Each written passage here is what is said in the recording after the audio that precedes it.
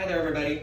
Welcome back to Jeffy's Vogue. Here in my garage, I keep, my tools, my car, my partner's wheelchair is back over here and it gets used for stuff, as well as another assortment of objects just off camera right over here that I have saved and rescued from the very many dumpsters around the complex. Are some things that I have found that may or may not have some value, so I've decided to rescue them, so to say.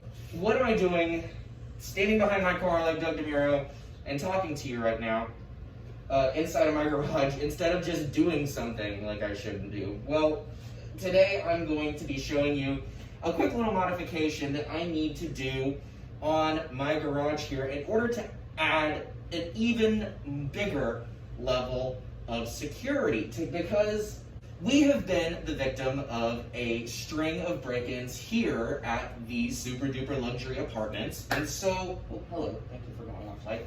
And so what we're going to be doing today is making one simple modification to the garage to have that just added extra layer of security that we need in order to prevent this from happening again. And I'm going to show you exactly how we're going to do that. Okay, for starters, we're going to have to maybe take away one of the very many ways that there are to get into this garage, okay? So one of the first ways that you can get inside of the garage is by hitting this button over here on the wall. This makes the door go down, oops, stop, and makes the door back go up again.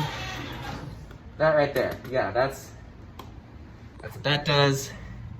It's got some coating and some locking stuff underneath there, but mostly you can turn the light on and off, and you can make the door go up and down. So, what we also have is this right here. Right? And you get the idea of these. Let's get a little bit closer and take a look. I don't know about you, if you have any experience picking locks, but this does not appear to be very secure. It is just a regular tumbler lock. Looks like somebody has taken a crack at it before, because it's got all sorts of markings and stuff on it, as if somebody has tried to get into it before. Wouldn't surprise me. But basically what happens is this lock actuates a little tumbler, and this whole central thing right here pops out and is attached to a wire, which I will show you.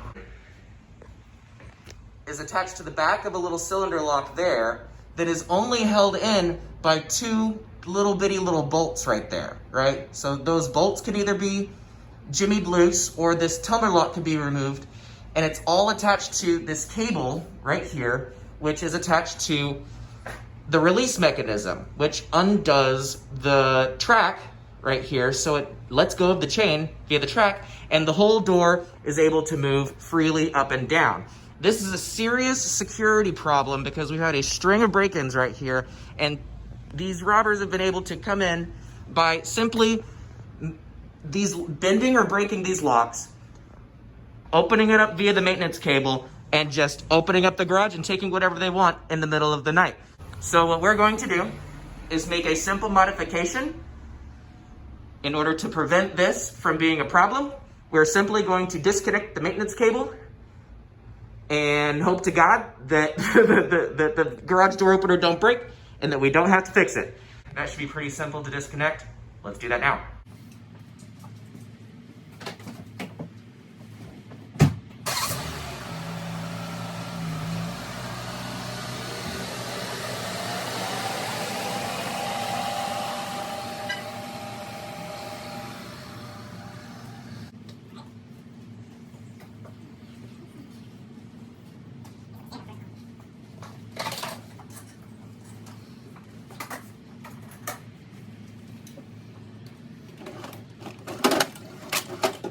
Here, so long as I know I'm on, take them closer.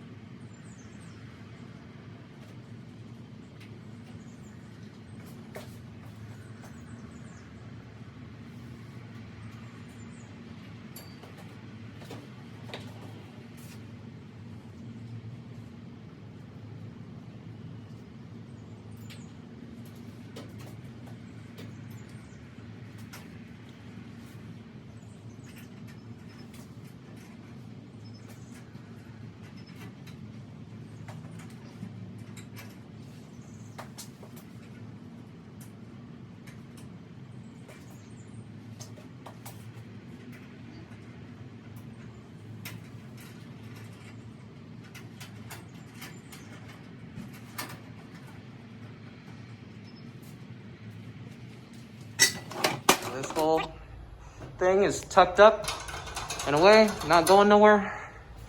And now, this thing can only be actuated by one thing, right? There. You gotta yank that pretty hard in order to get that to let loose. So now this doesn't really attach to anything except for that. And that, you can yank all that all day and it won't do anything except for make a lot of noise and break stuff. So there you go. That's how we're gonna do that. And thanks again for joining me on Jeffy's Vo. Thank you. Goodbye. Virginia.